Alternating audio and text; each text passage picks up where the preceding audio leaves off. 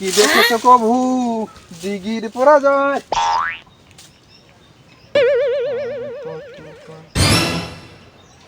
বন্ধা আছে কেন গলা? বন্ধা আছে কেন গলা? কন্যা কাজে বুঝছেন? সুখ করি আমি কাজও কেন?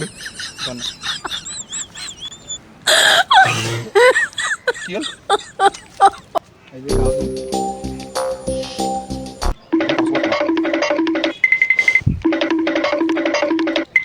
কাজু